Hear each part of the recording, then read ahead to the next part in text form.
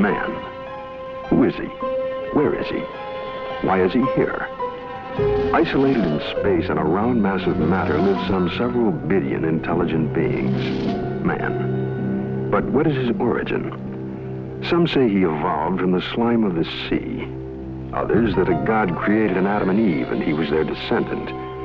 Yet another speculates that he was brought here sometime in the distant past when the Earth was colonized by men from another dying planet.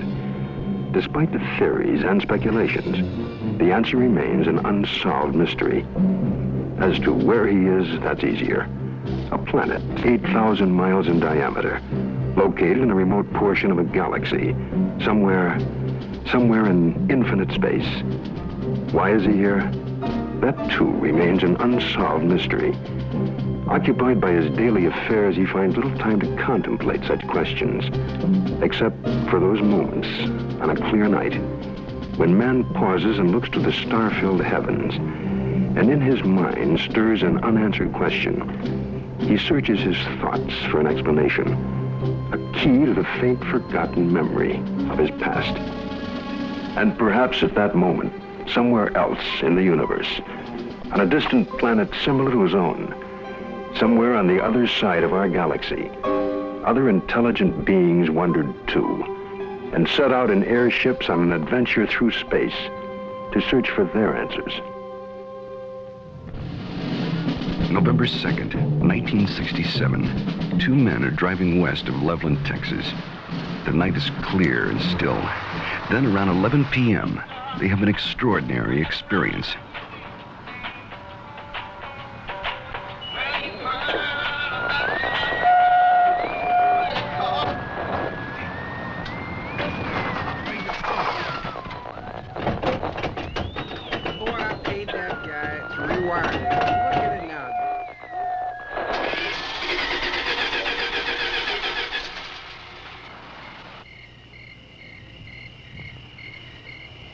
Come on, let's get out and check it.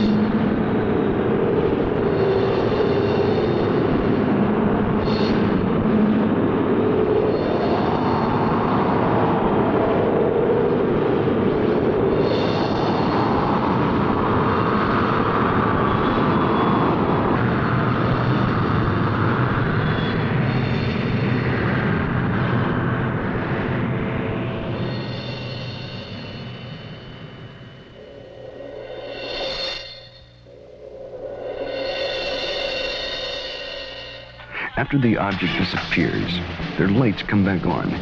The engine restarts, and they hurry to notify the police. Later, the Air Force investigates their story and 15 similar reports before concluding that a form of globular lightning was responsible for the sightings. But there are many other possible explanations. What you're witnessing is based on fact. Some will find it fascinating.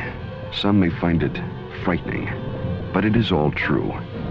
With special thanks to NASA and the Department of Defense for their cooperation in our search for UFOs.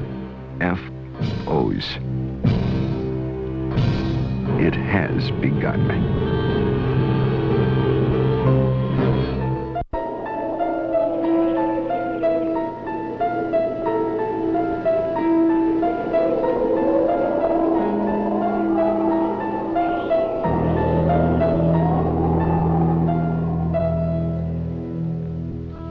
The Old Testament, Ezekiel chapter 1. It came to pass that the heavens were opened, and I saw visions of God. Out of the midst thereof came the likeness of 4 living creatures. They had the likeness of man. Now, as I beheld the living creatures, behold, one wheel upon the earth by the living creatures, The appearance of the wheels and their work was like unto the color beryl, and their appearance and their work was, as it were, a wheel in the middle of a wheel. And when they went upon their four sides, and they turned not when they went. As for their rings, they were so high, they were dreadful, and their rings were full of eyes, round about them four. And when the living creatures were, the wheels went by them. And when the living creatures were lifted up from the earth, the wheels lifted up. This account took place some 500 years before Christ. Other accounts very similar appear in earlier ancient writings. The Greeks and Romans also are known to have made observations of such things as phantom chariots appearing in the night sky. Records also tell us that during the reign of Charlemagne, there were many accounts of encounters with tyrants of the air and their aerial ships. These accounts so concerned Charlemagne that those reporting such strange phenomena were subject to torture and death. Here is one recorded event given between the 8th and 9th century in France. One day, among other instances, it chanced at Lyon that 3 men and a woman were seen descending from these aerial ships. The entire city gathered about them, saying that they were magicians sent by Charlemagne's enemy to destroy the French harvest. In vain, the 4 innocents sought to vindicate themselves, saying that they were their own country folk and had been carried away a short time since by miraculous men who had shown them unheard of marvels. Luckily, the Bishop of Lyon pronounced the incident as false, saying it was not true these men had fallen from the sky, and what the townfolk said they had seen there was impossible. The people believed what their good bishop said rather than their own eyes, and set at liberty the 4 ambassadors from the ship. The date was November 12th, the year 1887. The time was near midnight aboard the sailing ship Siberian, when it was reported that several people aboard ship witnessed a huge sphere of fire. It was observed arising out of the ocean. It rose to an altitude of 16 meters, then flew against the wind and came close to the ship, then dashed off toward the southeast. This sighting lasted a full 5 minutes. Within the years 1896 and 97, mysterious airships were reported all across the United States. In Oakland, California, a group of streetcar passengers reported a winged cigar that sent out a stream of bright light. The sighting spread through Colorado, Texas, Kansas, Nebraska, Iowa, and many other states, particularly in the Midwest.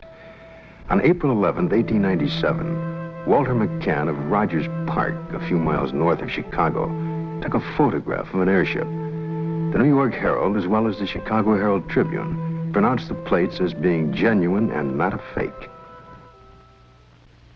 Dr. Jacques Vallée, international authority on the UFO experience.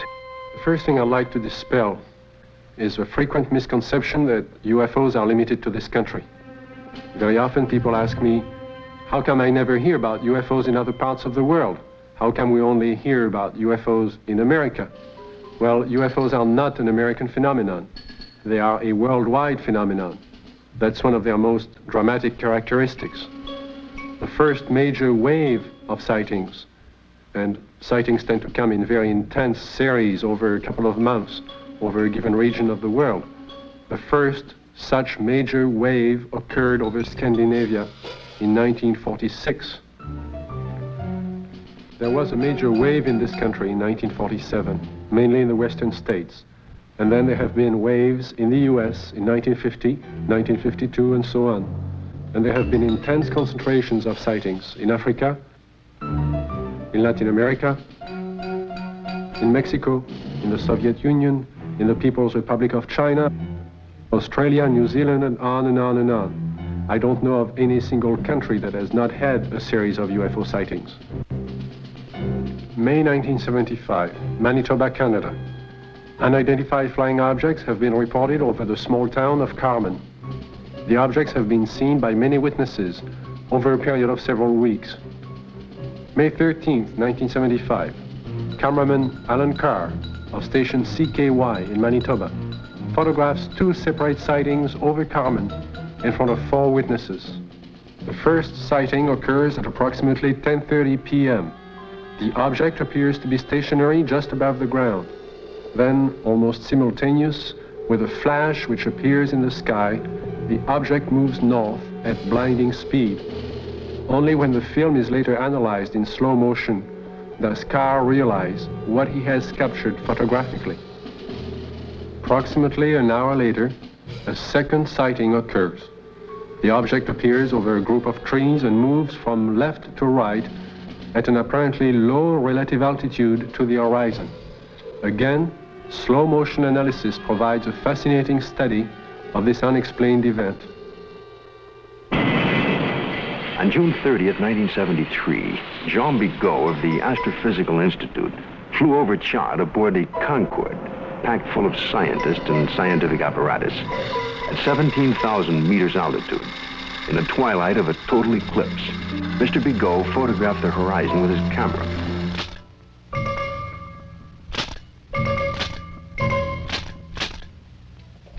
When the photo was enlarged, one of the slides showed what you're now seeing. If you look closely at this photograph, it resembles exactly what has been cited by many Americans during 1973 and 74. Although NASA takes no official position as to the UFO phenomena and their probable explanation, nevertheless, there remains on the record several unexplainable sightings by Gemini, Apollo, and Skylab astronauts. The first sighting occurred during Gemini 4 in June of 1965. Astronaut Jim McDivitt suddenly spotted a cylindrical object with arms and antenna. And when seen against the day sky, it appeared white or silvery. The object then appeared to be moving toward the craft. Suddenly, they lost sight of it. During the sighting, the astronauts were able to take these photographs and movie films of the UFO.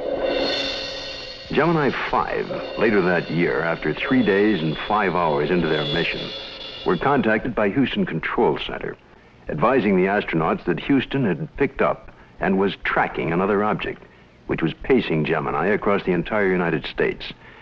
They estimated the UFO between 2,000 to 10,000 yards from the craft, and as large as the Gemini craft itself. Because of the limitations of viewing area aboard their capsule, no visual contact was made. Radar continued to track the object until they passed the Ascension Islands in the Atlantic. It then disappeared. Gemini 10 crew, Collins and Young, picked up objects traveling together in orbit. A positive identification has to date not been made. This photo was taken during the Gemini 11 flight on the 18th revolution, 27 hours and 47 minutes after liftoff. September 13th, 1966. This UFO was tracked visually and recorded on film by the crew, and is truly considered unidentified by the photo interpretation experts at NASA. Perhaps the strongest and most spectacular of all the sightings took place aboard Apollo 11 on its way to the moon for the first moon landing. The ship was 1 day out, on July 16, 1969, when they spotted an unusual object. It had a sizable dimension to it. At first, the crew thought it was the Saturn IV booster rocket and called Houston for confirmation. Houston informed them the booster in question was some 6,000 miles away. The object remains unknown. During the Skylab 3 second manned flight, on the 23rd day of 1973, at sunrise, a series of 4 exposures were made by the crew of a visually sighted unidentified flying object, or satellite, as considered by the NASA Photo Interpretation Laboratory. The Skylab crew noticed a large star-shaped object, brighter than a planet or star. They watched it for about 10 minutes. They estimated its distance as from 30 to 50 nautical miles from Skylab. It, too, remains an unknown, despite North American air defense and NASA's attempt to identify it. Among the thousands of military men in recent times who lost their lives while in the service of their country, the circumstances surrounding Captain Mantell's death are indeed extraordinary. This experienced military pilot who'd flown in the invasion in Normandy and numerous missions over the Rhine under heavy attack would take with him to his death perhaps the closest glimpse of what was thought to be a UFO. The date is January the 7th, 1948. The time is 2 o'clock in the afternoon here at the Godman Air Force Base, just outside of Louisville, Kentucky. A Kentucky state policeman calls in to report what he has sighted. It's an unusual aircraft, circular in appearance, approximately 250 to 300 feet in diameter. I'd say it's moving westwardly at a pretty good clip. Any information? Negative. I will check with our commanding officer. Instructions were given to contact nearby Wright-Patterson Air Base to see if they had any experimental aircraft up in that area. Flight test. We have no experimental aircraft in the area. The reports still continued to come in from adjoining towns. At 1:45 p.m., it happens. It's very white and looks like an umbrella. I don't know what it is. Through the binocs, it appears to have a red border at the bottom at times and a red border at the top at times. At approximately 2:30 p.m., a flight of Air Force P-51s come into view. The base commander decides to contact the flight leader, Captain Mantell. This is Godman Base Commander. Roger, Godman Tower. This is NG-869, flight leader. Over. NG-869 from Godman Tower. We have an object out south of Godman here that we were unable to identify. We'd like you to take a look for us. Roger, I will take a look for you if you give me the correct reading. Mantell moves ahead of his wingman. The tower advises the flight leader to correct his course 5 degrees to the left to 210 degrees from Godman Tower. Godman Tower, this is flight leader NG-869, Captain Mantell. Object traveling at half my speed and directly ahead of me and above, and I'm closing in to take a good look. Can you give us a description? It appears metallic and to be of tremendous size. I'm going to 20,000 feet. The other pilots level off under 15,000 feet and start down.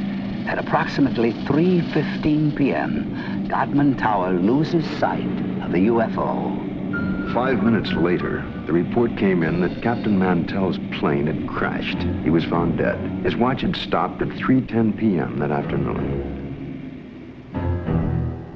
What was it that caused this experienced pilot to become intrigued with an object that he would unwittingly give his life pursuing? 6 months later, a cylindrical-shaped object giving off a phosphorescent glow was to be sighted in the night sky over Robins Air Force Base in Georgia. At 2:45 a.m., Captain C.S. Childs and First Officer J.B. Whitted were piloting a routine Eastern Airlines flight number 576 from Houston to Atlanta. When Whitted reports, we sighted an object coming toward us. This strange object had a stream of red fire coming from its tail, and I could see it was much larger than anything I had seen or read about. Childs then notices that the object had no wings supporting it. It passed us on the right side. Its speed was about 700 miles per hour. And both men get a very good look at this unusual object. It was about 100 feet long, shaped like a cigar. As it passed, they clearly saw 2 rows of windows, an upper and lower, that were large and square. During that evening, there was a third witness, the one passenger who was awake on that Eastern Airlines flight, Clarence McKelvey. I was startled, frightened. A male steward came to me and said, "I notice you've been looking out the window. Will you talk to the pilot?" And I said, "Well, of course." The pilot came down with his clipboard. He was visibly shaken. He told me that he had been a flyer in the war and had covered so many million miles of flight and had never seen anything like this before. What was it that I saw? I saw this object. It was cigar-shaped. It had a row of windows. Behind them, it was lit. Out of the rear was a cherry red flame. This hair-raising experience was witnessed by 3 aircraft, a passenger, and ground observers added more corroboration. The conclusion of an air intelligence report was that the object remains unidentified as to origin, construction, and power source, and goes into the record classified as unknown. This is the Pentagon, Washington, D.C. And this man is Colonel Bill Coleman. He was Chief of Public Information for the United States Air Force from 1969 to 1974. It was here at the Pentagon that the Defense Department first became interested in the UFO phenomenon. This occurred in the late 1940s, with reports about objects and lights seen in the sky by military personnel and others. The Air Force decided to investigate the matter anyway. There was that one possibility that these flying objects could well be foreign weapons used for test purposes and might affect our national security. The investigative branch was called Project Sign. The project had only been underway for about 2 weeks when the Mantell crash had made headlines across the nation. The staff's investigation was far from complete, but public pressure was enormous, and they were forced to come up with an answer to really quiet growing speculation that Mantell had been killed by hostile aliens in some flying saucer. That's when we decided that Mantell had chased the planet Venus.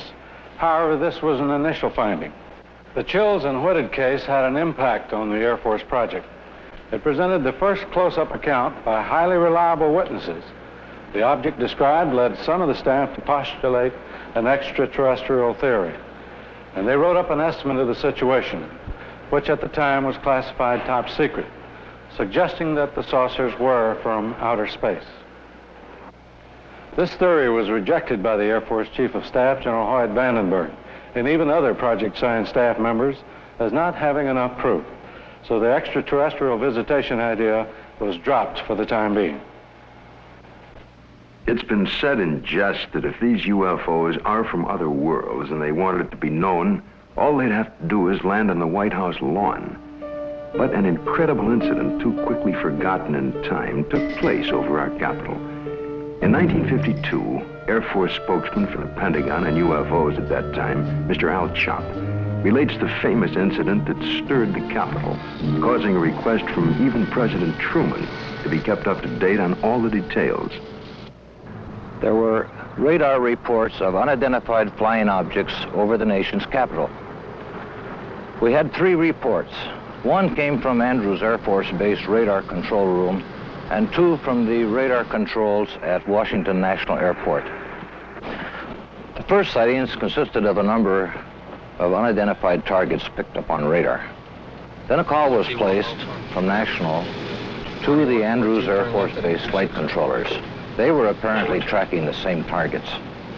Then Andrews reported a visual observation of 3 objects that were apparently in the same position as those indicated by our radar sets. The targets stayed on radar until about 12:30 a.m. They moved slowly at first, about 100 to 200 miles per hour. Then one of the targets sped away at a fantastic rate of speed.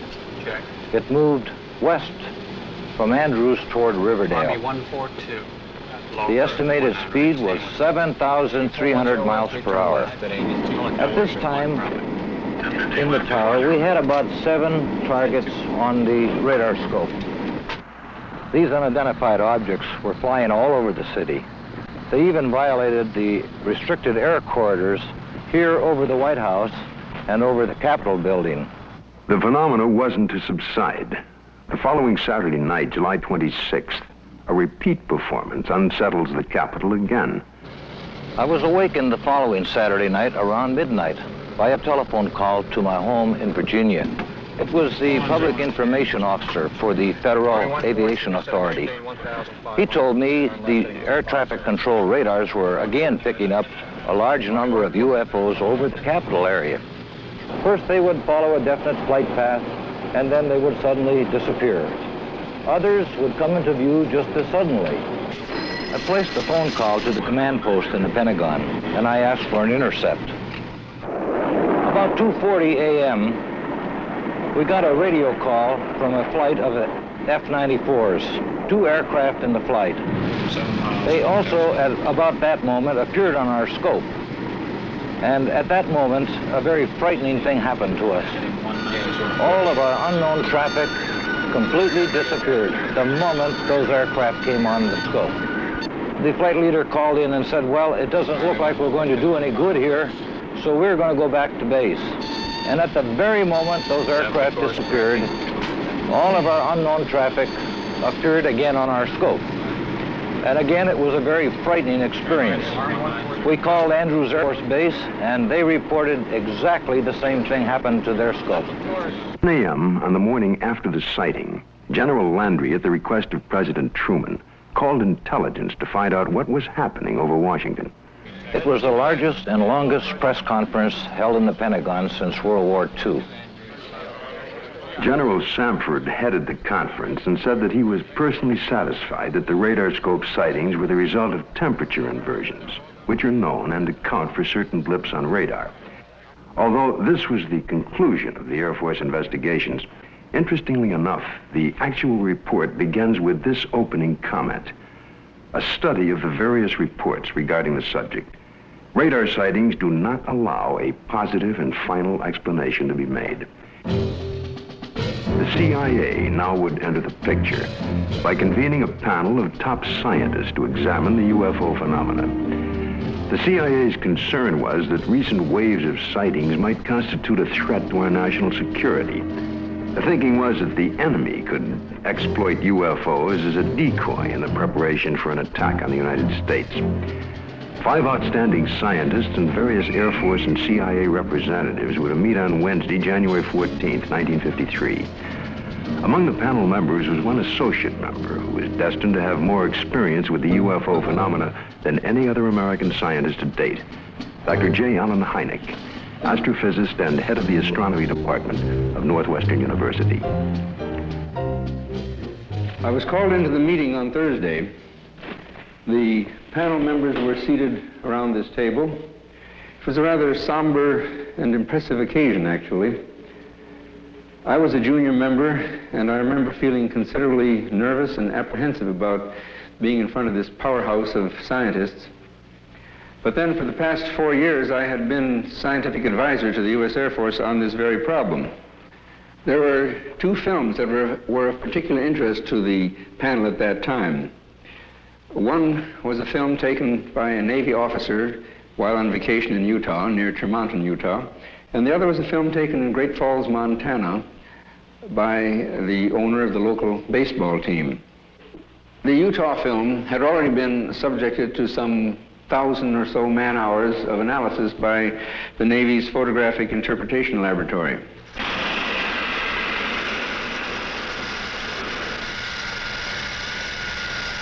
So the panel got up from their chairs and crouched around the wall to examine the films, and they asked to have the films run several times, as a matter of fact.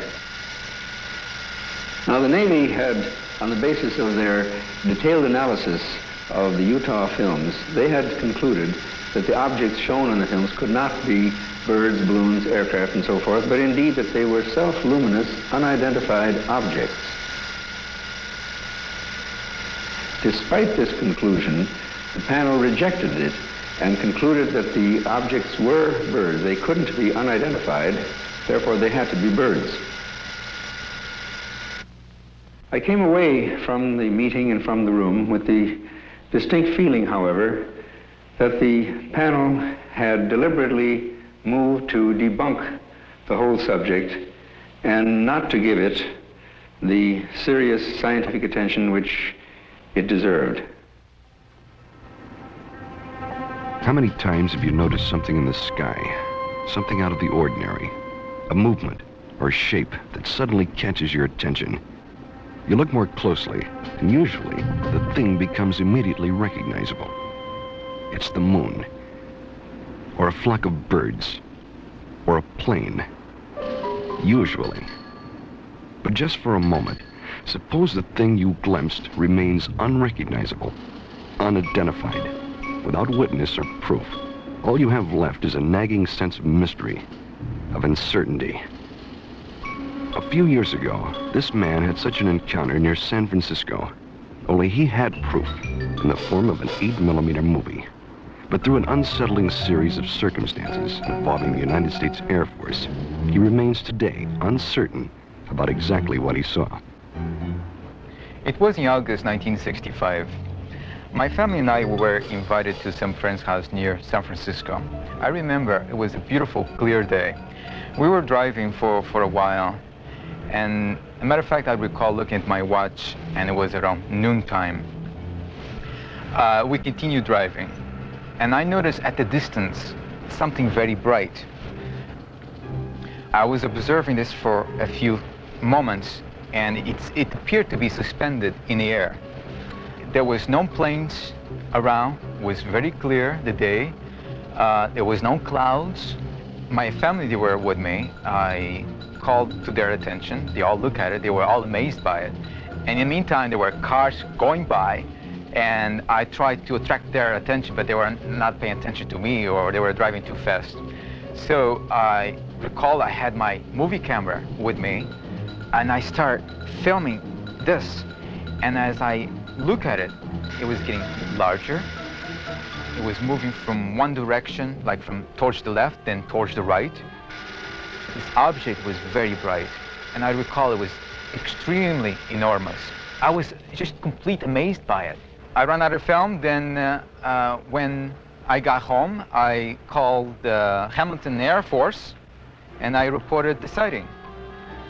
The Air Force was very interested. They had asked me as soon as I had the film developed, they would like very much to look at it. Well, I had the film developed. I looked at it. There it was, very bright, quite clear, and moving very rapidly. So I captured this right on film. A week later, I received a letter from Hamilton Air Force Base, which reads, Dear Sir, we have received the 8mm film on which you captured what certainly seems to be a very fast-moving object in the skies over the Bay Area. The film has been forwarded to Wright-Patterson Air Force Base in Ohio, where such observations are investigated. Well, several weeks went by. Finally, the Air Force returned my film, and I noticed immediately it was not the original film. It was not that clear, and the quality was very poor. For some reason, or good reason, the Air Force decided to make a copy. They kept the original, and I ended up with a very poor copy. Close examination of the film returned to the Air Force reveals that it is, indeed, a print, and not the original. And while the print is very poor quality, we can still catch a tantalizing glimpse of something extraordinary in the skies over San Francisco. Watching it again, this time with the aid of a pointer, it's easier to spot the elusive thing. But to date, no one has been able to make a positive identification. No one except possibly the Air Force. I would imagine the film is somewhere in their files, and probably by now they forgot all about it. But I will not forget that day. The sighting itself had such profound influence in my life. Because since that time, powerful, extraordinary events has happened to me, which I have no doubt are direct result of my experience. But I can't talk about it publicly.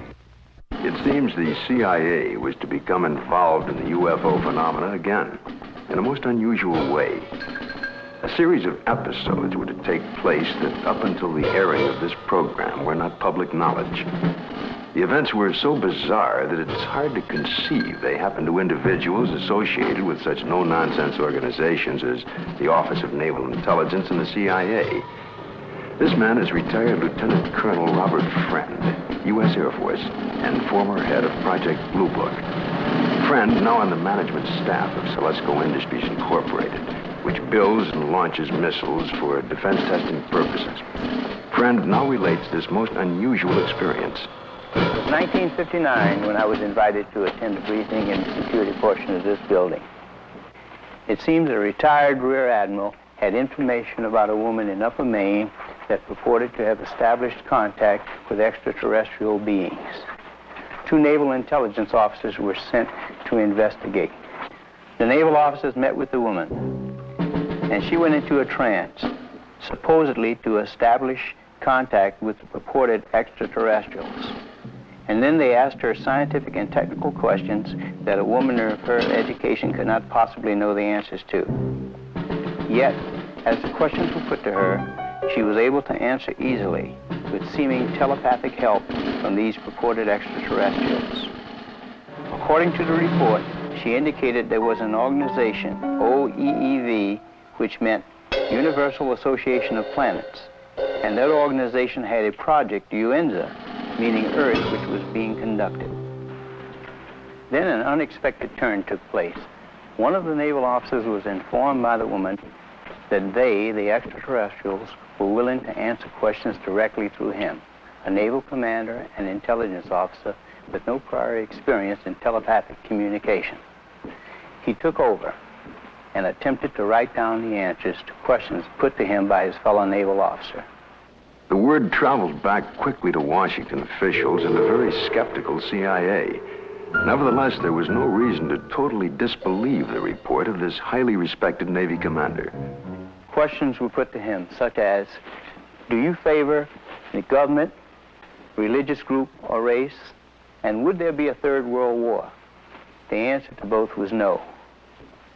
The group then asked if they could see a spaceship, and the commander, still in a trance, told them to go to the window and they would have proof. The group moved to the window where they supposedly observed a UFO. I was told that a call was made for radar confirmation. The reply came back that that particular quadrant of the area was blanked out on radar at the time. After being briefed on all of the details, I asked the commander if he would attempt to contact me. He sat for several minutes and then appeared in a deep trance with his Adam's apple moving up and down rapidly. Questions were put to him, and he answered them by printing in rather large letters using rapid but jerky motions. It wasn't at all like his natural hand. During the course of the questioning, we learned the names of some of the so-called extraterrestrials. One was Krill, C-R-L-L-L. Another, Alomar, A-L-O-M-A-R. And another, Alpha, A-F-F-A, purportedly from the planet Uranus. A case that just as well could have been written by a very imaginative science fiction writer. But here in my hand is the actual account of the incident by one of the agents present at that time. The names of 7 men present are listed here. Because of the unusual nature of the incident and at their request, their names will remain confidential. Another reason for control of the Blue Book files was to protect the names of witnesses. To help satisfy public demand, periodic summary releases were made. We had no proof that we were indeed being visited by extraterrestrial vehicles under intelligent control. However, we couldn't prove that there weren't spaceships either. It created a dilemma for the Air Force. In 1966, an important incident takes place in Michigan. It creates enough of an uproar that President Gerald Ford would at that time call for a congressional hearing on UFOs. Here are excerpts from Ford's actual letter to the House Armed Services Committee. The Air Force sent a consultant, Dr. J. Allen Hynek, to investigate various reports, and he dismissed all of them as products of college student pranks, or swamp gas, or an impression created by the rising crescent moon and the planet Venus. I do not agree that all of these reports can be or should be so easily explained away. I am proposing that the Science and Astronautics Committee, or the Armed Services Committee of the House, schedule hearings on the subject of UFOs and invite testimony from both the executive branch of government and some persons who claim to have seen UFOs. I think we owe it to the people to establish credibility regarding UFOs. Sincerely, Gerald R. Ford, Member of Congress. Congress acts on Ford's letter and holds an open hearing under the chairmanship of L. Mendel Rivers of the House Armed Services Committee. Only 3 persons are invited to testify. The Secretary of the Air Force, Dr. J. Allen Hynek, and Project Blue Book head at the time, Colonel Hector Quintanilla. Hector Quintanilla relates the events and reports of the unusual sighting that led up to the congressional hearing. And the other one here at Dexter. Based upon the original reports from the Sheriff's Department, it all began at 8:35 p.m. on March 20th, when Frank Manor, who used to live over there, reported to the Sheriff's office that he had seen a strange object in the swamp over there. According to the police report, the police officer, in company with the complainant, proceeded along Territorial Road until they reached Brant Road, at which time they turned left proceeded to the end of the road, secured their vehicle, got out of the automobile, proceeded along the cornfield, keeping the trees lined to their left. Then they crossed an open field to the creek. They crossed the creek and reached this point, which was their vantage point, and observed the object. Frank Manor described the object as brown in color, quilted, with a porthole in the center, sort of flat on the bottom, cone-shaped towards the top. Two small lights, one at each end, one glowing bluish green, the other one a brilliant red, with a glow at the bottom. Well, of course, by the time I arrived, the situation was so charged with emotion that it was impossible for me to do any really serious investigating. I had to fight my way through reporters to interview the witnesses. Other sightings were reported over the area, and a solution from Dr. Hynek and Major Quintanilla seemed in the offing. Well, the pressure was mounting for an official explanation. There were more than 60 newsmen jammed in at that news conference. I gave what I thought to be at that time the only scientific explanation possible for the faint lights in the swampy area. I made the statement that it could be swamp gas, and even though I went on to emphasize that I couldn't prove it in a court of law, that was the full explanation for these sightings. Well, the press picked up the phrase swamp gas and rushed off to the telephones, and I was to come into a great deal of criticism over it. What was the outcome of that congressional hearing? I believe the Air Force presented its side quite openly and completely. It seemed to satisfy the members of the committee. Now a remarkable observation is to be recorded. If the facts are correct, the Air Force must now consider the possibility of beings related to UFOs. It happened in Socorro, New Mexico, here just outside of this quiet desert town. A state highway patrol officer, Lonnie Zamora, was on duty, as he had been for the past several years. A black Chevrolet was observed, speeding by the courthouse. Zamora put his highway patrol car into pursuit. Lonnie chased the car north on US 85. As he passed this hilly area, Zamora heard a roar and something caught his attention. 10 or 15 seconds pass. Lonnie then calls in to the sheriff's office. The time was about 5:45, I recall, and he said, Socorro to 1044, an accident. And then he said, I'll be 10-6 out of the car, which meant that I was going to be investigating a possible accident. And I went up this road about a half a mile, and then I stopped my car and I got out and looked out, and I could see a white looking object in the distance. I thought it was an overturned car at first, but I got into my patrol car and went up closer to it. And when I started to get out of the car, I heard a big roar. As I got to it, I could see looked like a couple of coveralls hanging from a clothesline. I couldn't see what it was, but it looked like a couple of coveralls. Zamora called in. He sounded very excited. He said he watched an object lift up slowly and disappeared into the sky very fast. I went down to where the object had been, and I noticed the brush was burning in several places. The object had left 4 perpendicular impressions on the ground. I noticed several bushes were smoldering, but they felt cold to the touch. I noticed what appeared to be a couple of oval footprints on the ground. I knew Lonnie had seen something. The proof was right there.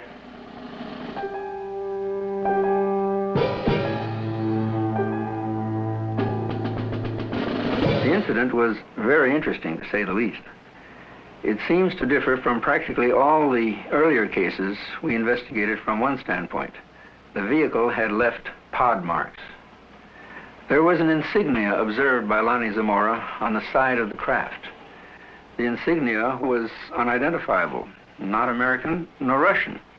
And last of all, the observation of these 2 people in some sort of suit.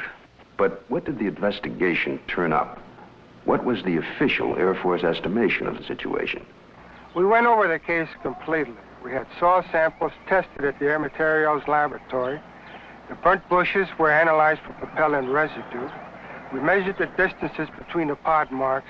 My first reaction was that it was a lunar test module from NASA or the Air Force. That seemed to be the only logical explanation. This was probably the best documented case in the Air Force files, and I checked it out everywhere, all the way up to the top, even to the White House command post, and nothing. According to the official status of the sighting of Lonnie Zamora, case carried as unidentified, pending additional data. April 19th, 1897, in Leroy, Kansas. A farmer named Alexander Hamilton, his son, and a farmhand are awakened by strange noises from the cattle pen. Going outside, they discovered, to Hamilton's utter amazement, an enormous airship with a brilliant searchlight is slowly descending over the cow lot. Fearfully, Hamilton moves closer and is startled to find that one of his cows has been caught by a red cable running down from the ship. The next day, after an extensive search, he discovers the cow's hide, legs, and head in a field miles away. This is one of the first recorded cattle mutilations connected with UFOs. The report could easily be dismissed as a tall tale if there were no others.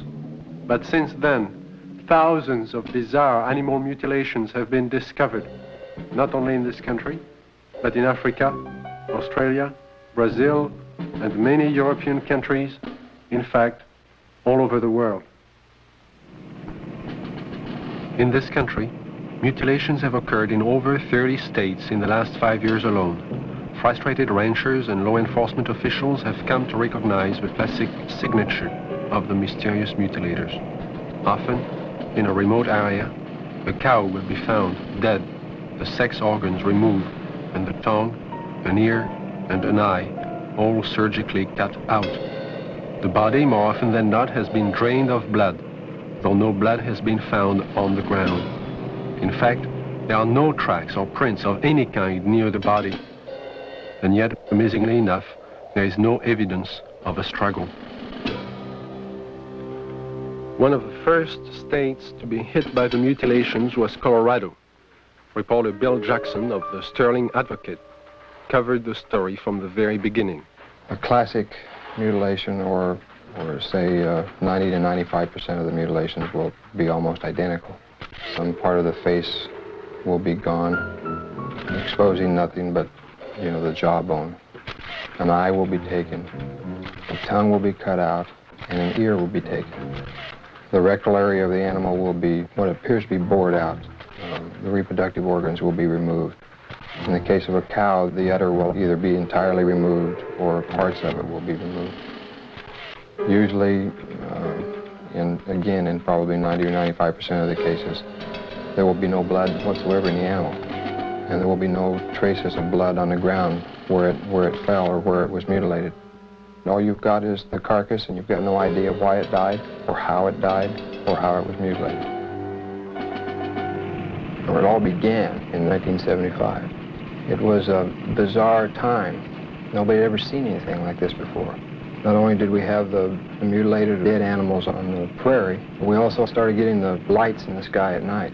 Along that time, there were many theories that were being developed on why this was being done. The satanic cults were being blamed, dope smugglers, UFOs, a government experiment of some kind. As time went on, the situation became so widespread that people realized it couldn't be the occult or the dope smugglers, which left us two possibilities. Number one, it was being done by a government, let's say. Or number two, it was being done by UFOs. As more and more cases were reported, the Colorado Bureau of Investigation was called in. Well, our position is basically one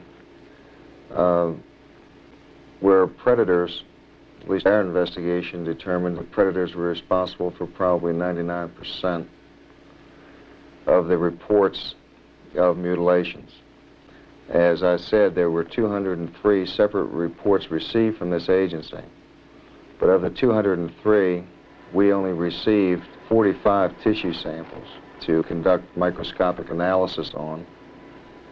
Of the 45 tissue samples, we found that only 2 of those 45 had actually been mutilated with a sharp instrument. When they first started, they would send samples of these animals to the CBI, to Fort Collins, to try and determine what was the cause of their death, what was mutilating them. And 9 times out of 10 or more, the report would come back that were being caused by predators. Now, these ranchers and the sheriffs in these rural areas had been around cattle all their lives. They'd been around coyotes all their lives. And they knew that this just wasn't possible. A coyote would not do that. Predators, when they come in and start to eat, now I'm talking about 4-legged predators. They'll come in and they'll bite, and then they'll pull and they'll tear. The cuts we have, even we can't make cuts like this. We've tried this many times on dead animals with scalpels, razors, and knives, and we can't make the same cuts. We've had cattle that we've went and investigated that were, called in, and I think I have a mutilation here, and we went out and we seen it, and it was not a mutilation. And these are not the ones that's reported. The ones that we classed as a classic type mutilation are actually mutilations, and they're not predators. Animals, wild animals, predators, coyotes, won't approach these carcasses. But in the case of an animal being mutilated in the wintertime, there's possibly something about the cold weather that may mask whatever it is that keeps predators away, and that will be the exception to the rule. Is this animal here, is any pretty much like the other ones you had that was mutilated? Yeah. How old a cow is this, Don? 8 years old, according to the way I looked at her teeth, 8 or 9. I know definitely it wasn't animals. We took out the whole works there.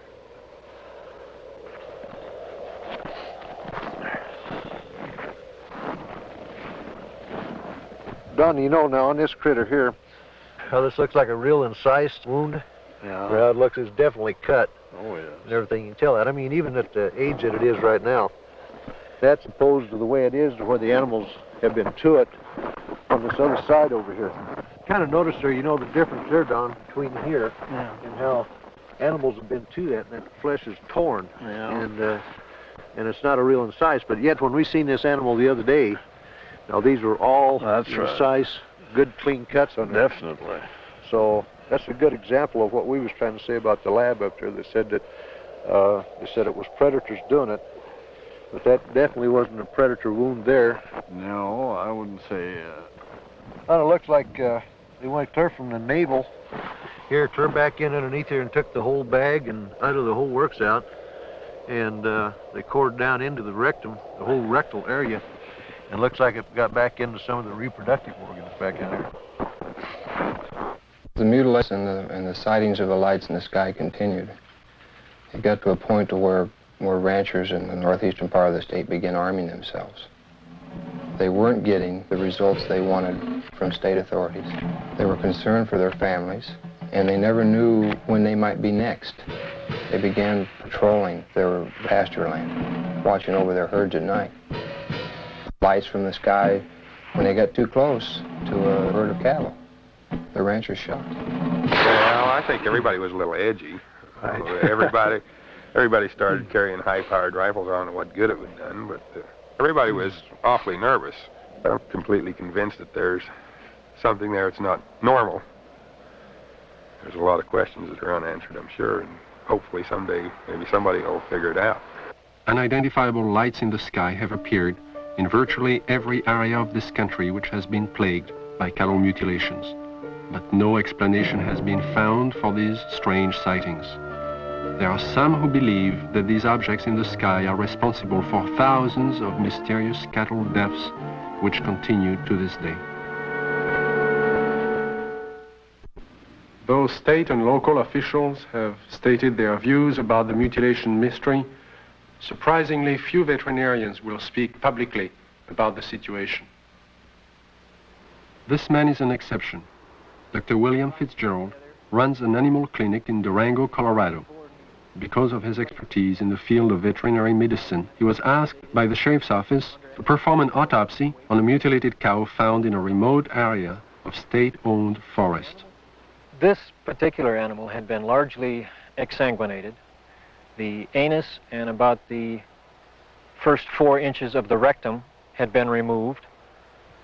The preputial skin and the last 2 or 3 inches of the penis had been severed flush with the body wall. The left eye had been removed, and the last 1/3 of the tongue had been cut. A portion of the lips on the left side of the animal were also sawed off, presumably to gain access to the tongue, but this makes no sense because that portion of the tongue could have been easily pulled out and cut off without that, so I don't understand that point. Reports I have heard, some that I have read subsequent to this time, indicate that people have seen mutilations that they attributed to predators. And if this was a predator, he had 2 feet and a 6-inch knife, because it was a very sharp single cut in most instances. And although not the world's leading expert, I work with knives frequently. I know what they do. I know the marks they leave. Exsanguination, the removal of blood from an animal, has been a predominant trademark of the mutilators. Few officials have found an answer to the technique used in this procedure. Dr. Fitzgerald describes what he thinks is the method. If a large bore needle is placed in the animal's jugular vein while the animal is sedated, under anesthesia, or awake if you like, somehow restrained, however, the animal's heart will function as a pump and will pump out very nearly all of its blood through that needle. As the animal's blood supply begins to diminish, a natural physiological mechanism takes over and sequesters or draws what remaining blood is left into the internal organs in the center to supply the vital organs, the liver, the heart, the brain. And it will leave the peripheral area, the skin, all of the non-vital centers, largely bloodless. So if you can successfully withdraw the major portion of an animal's blood, you can cut on that animal and there will be virtually no bleeding at all from the surface. I know that I keep coming back to this point, but the animal was apparently restrained with something other than ropes. Why, I don't know. It was apparently washed completely clean. Why, I don't know. And it was in a very remote area. Perhaps these things tie together. Perhaps whoever, whatever, performed this didn't want to be observed. I think one of my initial feelings was that somebody certainly went to an awful lot of trouble to get back into a remote area where I don't believe you'd casually know there were even cattle to do all of this. Dulce, New Mexico, similar to the plains of Colorado in its isolation, but nestled among rolling hills and small mountains, is the land of the Jicarilla Apache. Tradition is strong here. Indian women weave intricate baskets and create delicate beadwork. The men preside over tribal business and raise cattle. And here, as in Logan County, the night sky has been lit with the glow of unknown flying objects, and cattle are found mutilated. Officer Gabe Valdez of the New Mexico State Police and retired scientist Howard Burgess, who pioneered the development of Kirlian photography in this country, periodically pool their knowledge and expertise in an effort to solve the mutilation mystery.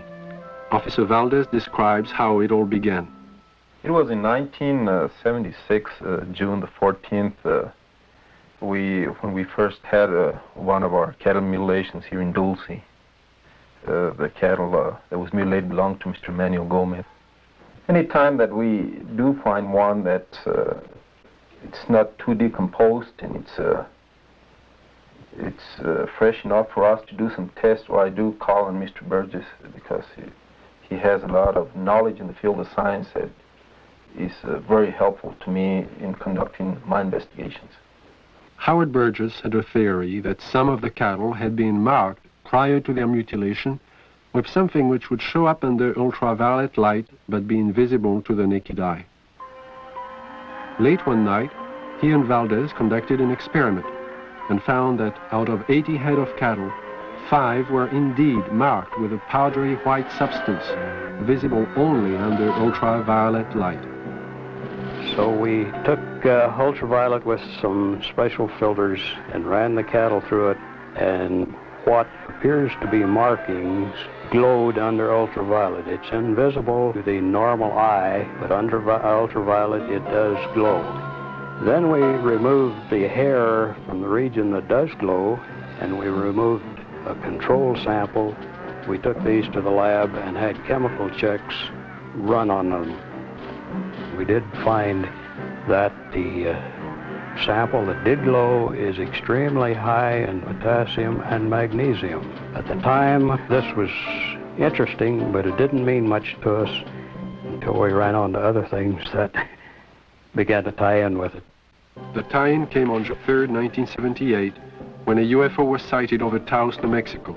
As it hovered over the town, it dropped a thin film of ashes onto the ground below.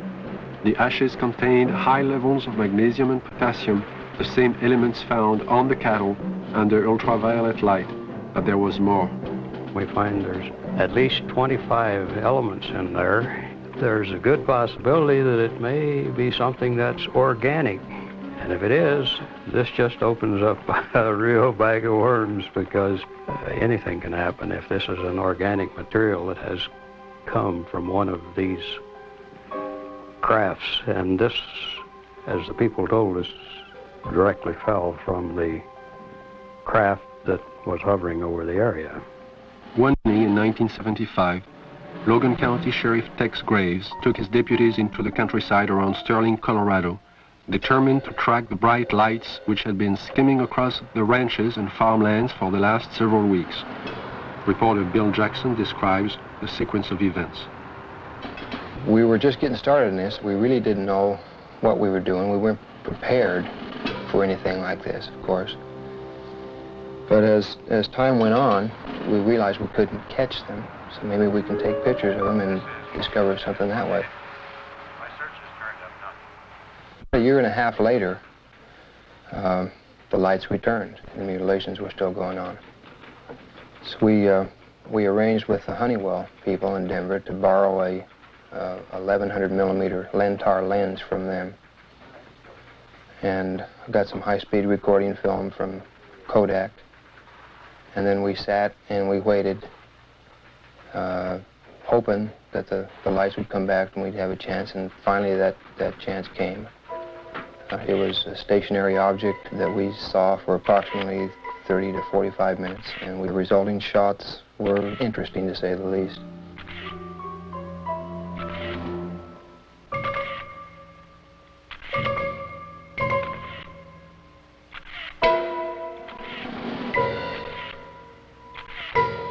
Shortly after these final exposures, the object just disappeared. It was almost like somebody hit a light switch and it was there no longer. What are these unidentifiable lights?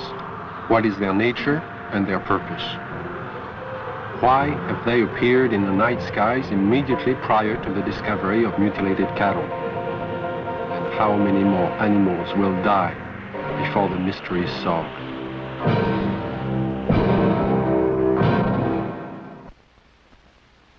In 1974, I received a call from a woman who had a strange story to tell. One night, as she and 3 friends were returning to Los Angeles from Lompoc, California, they encountered an unidentified light in the sky. Thinking at first it was a helicopter, the friends paid little attention. When the object began to fly in unusual patterns at extremely high speeds, the passengers soon realized they were dealing with something out of the ordinary. What happened next is best told in the woman's own words. Helen is a fictional name. Her real name is being withheld at her own request. I saw it come into the sky from the top of the mountain range and go straight up and do a 9-degree angle toward us, and I called it to the attention of Don, John, and Sue. And they saw it too, and it was there. I was not on dope or alcohol or anything like that. And it came, starting doing really erratic things in the sky. It was a small white light and very easy to see. We were not mistaking anything. It came over to the car, flipped over and went around on the other side toward the other hills and came back, settled above the car.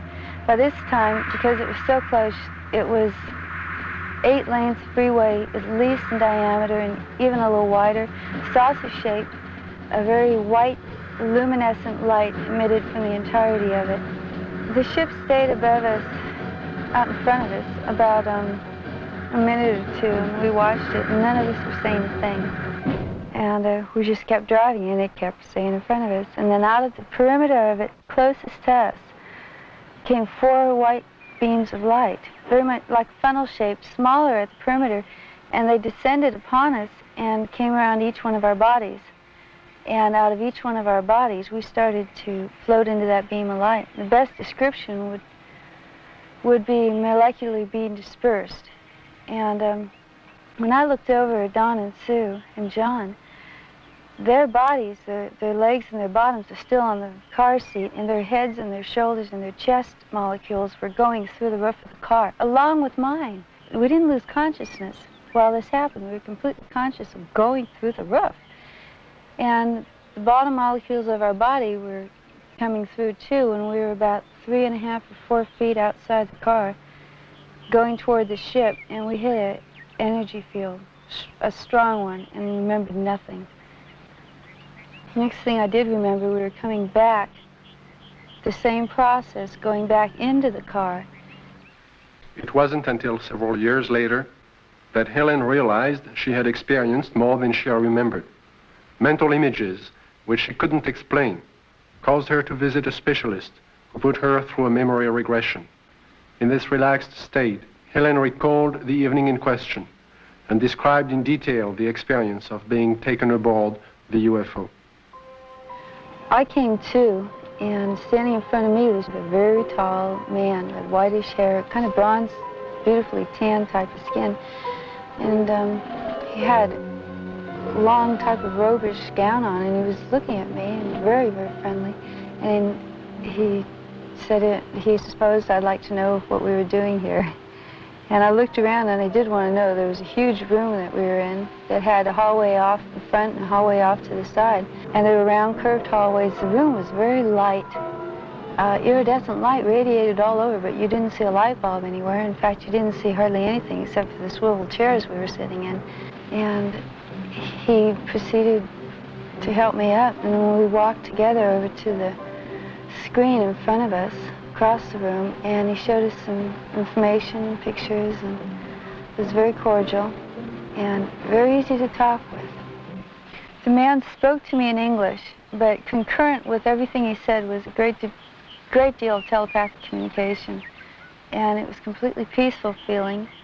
It all made sense. He showed us a screen with many images on it that clarified some of the things he was saying. He also said that he'd been around with the other people there for thousands of years, and that they had been picking up people and giving information to people for the use of putting it into this world, into this society, to bring about a lot of better changes. And the interesting thing was that there are some people, he indicated, who we know and read about, who were given information by him. This is what he told me. And there was no fear. That's predominant, I think, in everything. From this large room where we first came on, the man led me down into a couple other rooms. And the one that's very interesting was more or less in the center of this ship, and it was a room full of dials and full of men dressed in more form-fitting clothes, whereas the one who met me had a type of ambassadorial robes on. And these guys had more like turtlenecks and Levi's. They were still white, soft, iridescent, and very comfortable looking. And they were working. There was plenty of dials, and there was lots of screens, types of scopes there, and they were doing things very involved. None of them paid any attention to us. They kept their word. After he had taken me to these rooms, we were walking again down the hall to go back to the car. And while we were walking, I remember telling him, you know, nobody's going to believe me. And he said, he's a really nice doctor, and he goes, it doesn't matter if anybody believes you. And there was a purpose to being told these things, and what I had learned and what John and Sue had learned too had its purpose. And he was very kind and very cordial. You could meet him on the street almost and not even feel anything unusual.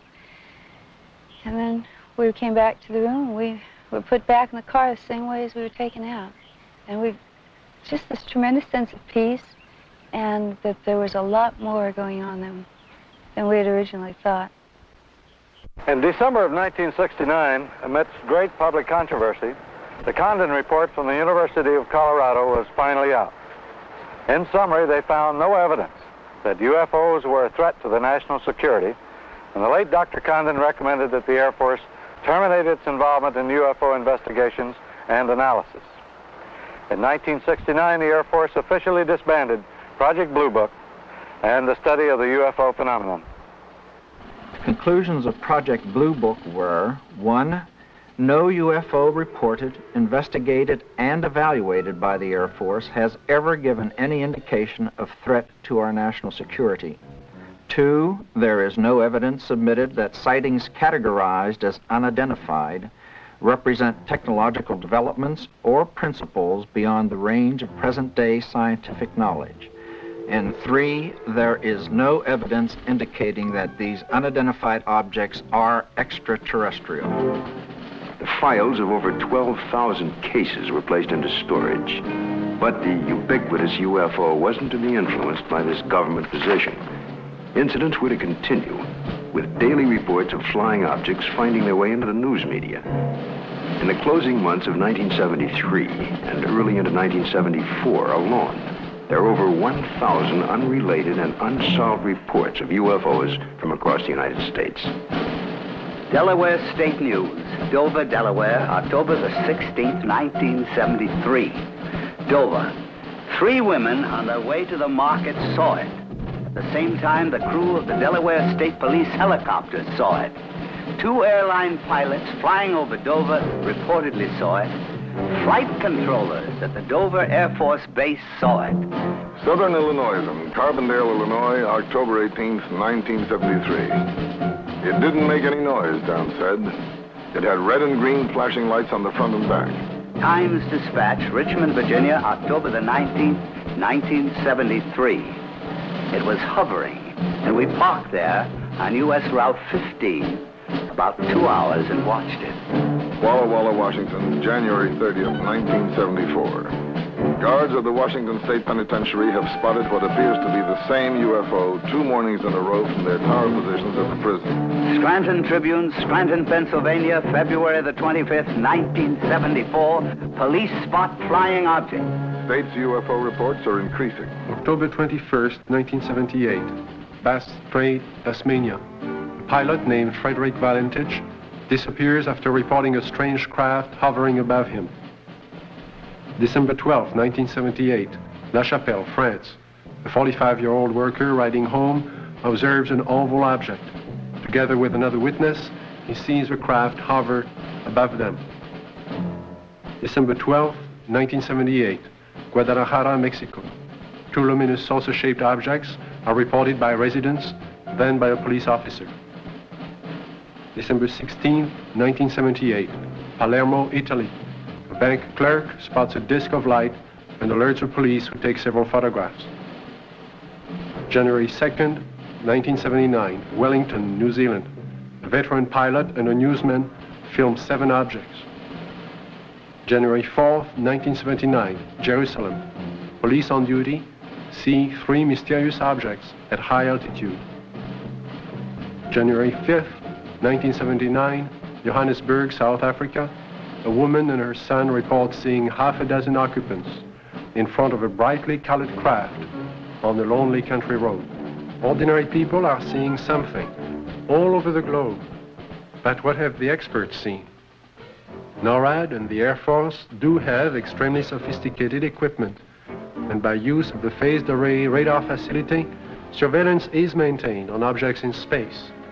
But the system is only designed to track things like rockets, satellites, and man-made debris, objects with specific trajectories and which hold an orbital or flight velocity of approximately 4.8 nautical miles per second.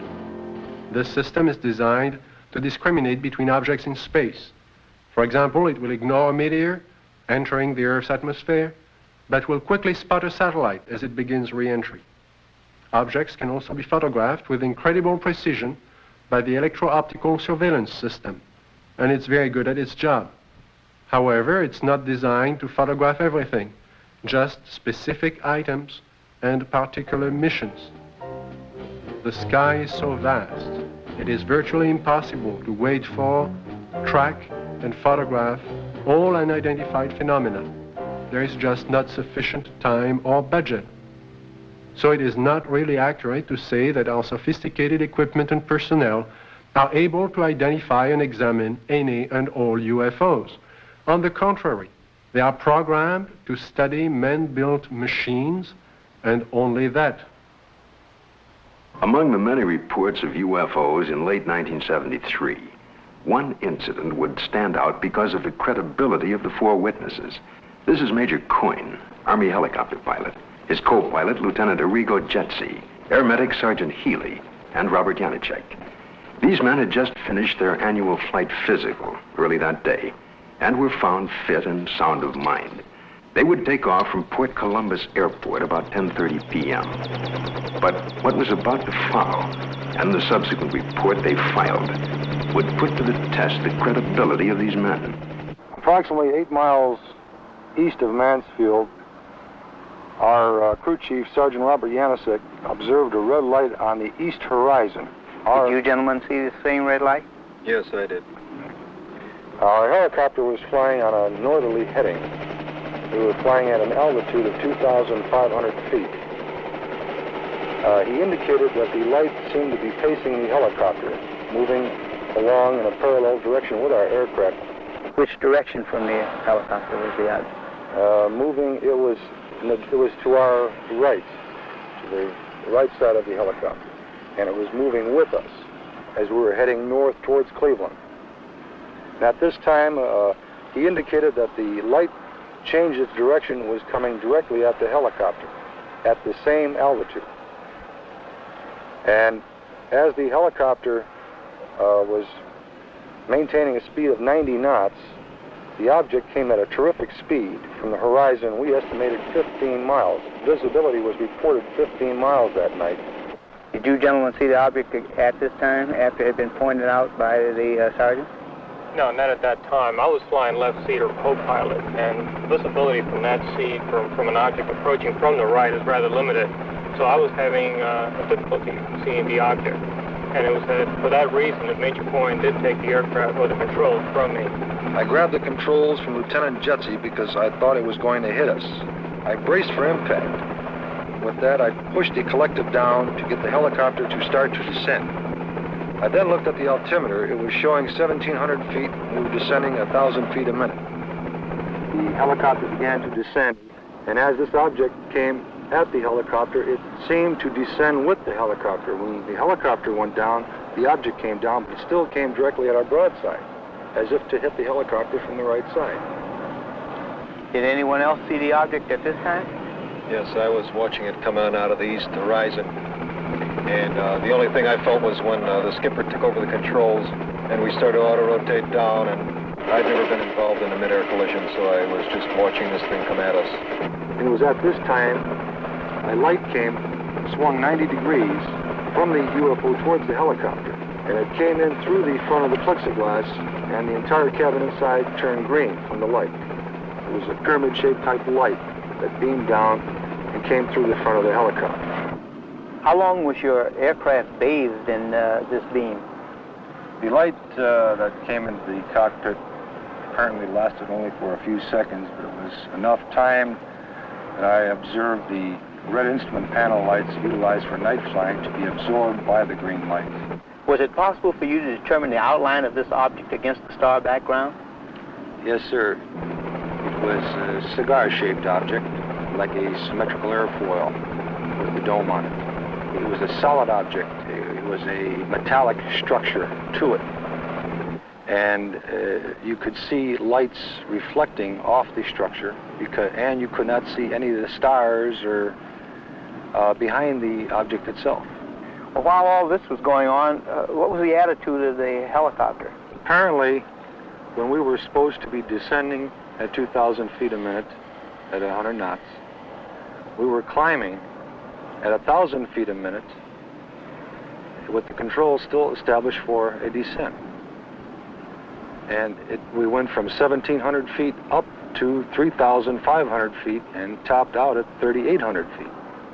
I would like to stress one important fact, and that is there is approximately 20 years of Army aviation experience between the 4 men on board the helicopter that night.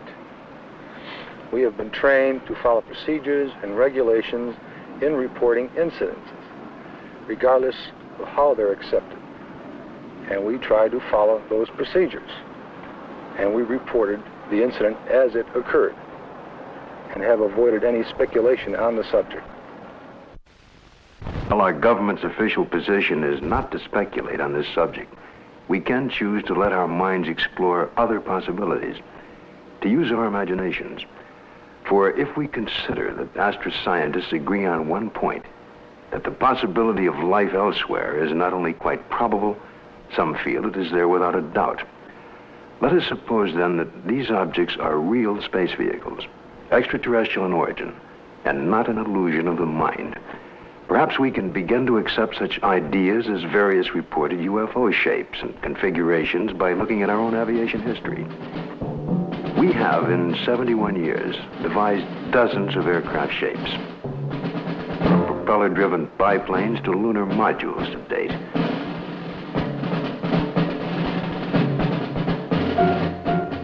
And by projecting into the future, it's conceivable that our technology may lead us to similar developments. As to the UFO's behavior, if they are space vehicles, they appear to have movement in advance of our understanding of what is possible in the 20th century. But we must realize, however, it stretches our imagination. There will be a 21st and 22nd and 23rd century, where the impossibilities of today may be tomorrow's commonplace. If these vehicles are of origins outside our Earth, then we must assume they are managed, controlled, and operated by some sort of beings, perhaps similar to us. From sketchy reports around the world, we can begin to construct a hazy portrait of these aliens. Reports indicate ashen, pale, white skin, perhaps with a thin protective membrane over them. Eyes large, far apart, with a wraparound appearance. Nose indefinite, 2 small breathing holes. A slit mouth, or small, or no opening at all. Behavior, cautious, curious, firm. Ability to paralyze on touch. Sounds emitted. Humming. Oohs in a foreign language or some accent. Buzzing as if electronic from their head and chest. Wearing head protection or overall body protection. We just might not be scientific and technically sophisticated to the extent that's necessary in order to recognize what is the real evidence in this, in what we have collected. I think we should also think of other possible hypotheses. Suppose there are such things as interlocking universes, where forms of matter which don't mesh with ours except under strange conditions. To assume that we're on the level of intelligence that would of necessity be visiting us, if they have the ability to come here, there may be no common bridge of understanding. There may be attempts at communication and we don't recognize it as communication. We must always be aware of the fact that we may be testing the wrong hypothesis. As for instance, in the days when people talked about stones falling from heaven, that was testing the wrong hypothesis. meteorites do exist. The phenomenon exists, but they're not stones that fall from heaven. They're stones that the Earth collides with when they're in orbit around the sun. It's arrogant, egocentric, egotistical for us to think that we are the highest intelligences in the universe. I think that's completely preposterous. As far as the extraterrestrial intelligence is concerned, I believe it's out there. We have not been able to come up with a logical explanation. At least our scientists have not. The only plausible explanation that would explain all of these sightings is the theory that these could be intelligently controlled vehicles controlled by an alien species, alien to this planet. How would the public react if this event were true? To find the answer, Dr. Leon Festinger of the New School for Social Research consulted a number of prominent social psychologists from several universities across the United States. You must realize that social scientists can only make educated guesses about reactions to such a new and startling event. But nevertheless, certain behavior can be predicted. Dr. Aronson of the University of Texas points out that many people already have strong beliefs about the existence or non-existence of extraterrestrial beings and are committed to these beliefs. Dr. Walser tells us that if these extraterrestrial beings were advanced beyond us, we would probably gain technological information from them, that many Americans may worry that their benefactor will demand something in return, constant gratitude or acknowledgement of their superiority. As far as panic is concerned, most of my associates agree that it wouldn't happen unless there were, one, an imminent danger with no escape or chance to protect oneself, and two, it resulted in loss of contact with family or primary groups. And last, there is also the question of longer-term effects. What would happen over many years? One social psychologist suggests that it might help to unite the world. If the visitors from space prove to be an enemy, he suggests, then we would unite as one species to drive the invader away and then to live in peace thereafter. We've so far talked of the past and the present, but what are the possibilities of the future? It seems almost certain that if other beings more advanced than ourselves do inhabit other sectors of the universe, then it's quite probable there will come that day, that moment in time, when official contact will be made.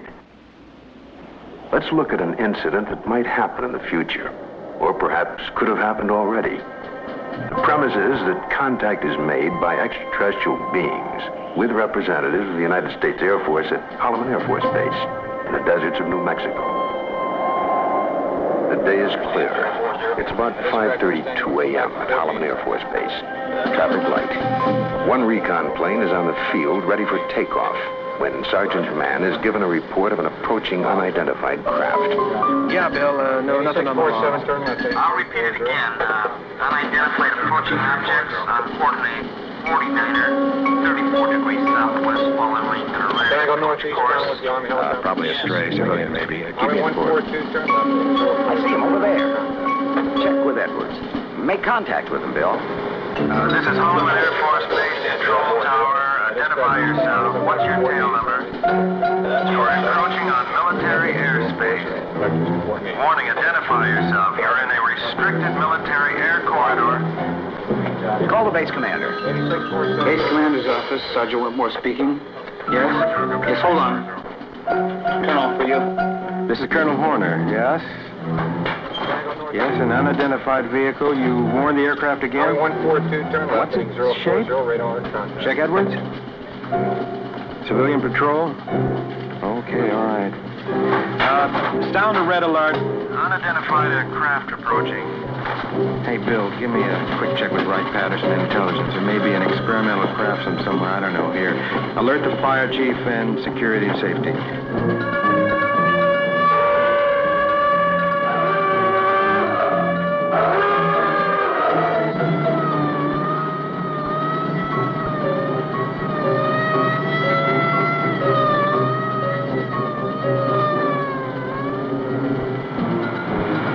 military interceptors are dispatched to escort the unidentified crafts out of the area.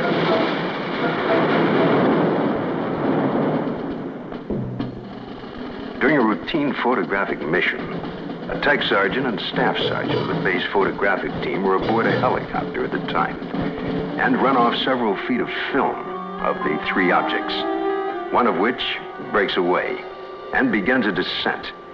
A second high-speed camera crew on the ground runs off approximately 600 feet.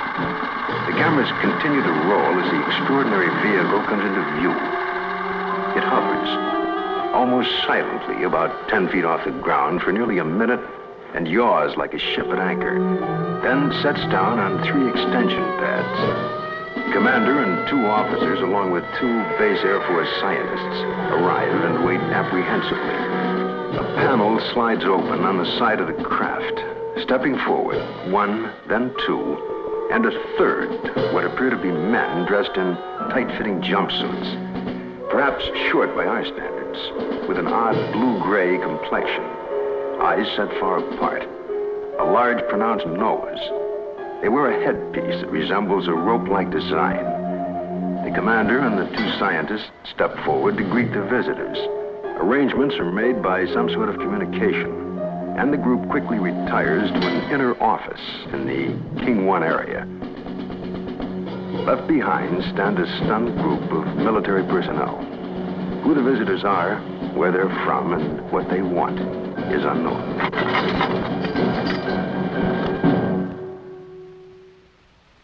We now have a new challenge, perhaps the most monumental in recorded history.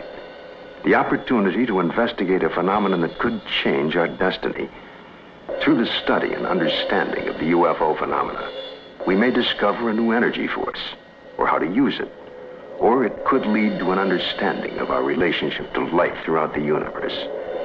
And if there are beings from distant advanced societies, we may be privileged to see a revelation, a look at ourselves 1,000 years in the future. And perhaps at this very moment, located in another galaxy, somewhere in infinite space, other beings raise similar questions and discuss the possibilities of life outside their planet and talk about Earth as part of their plans for the near future.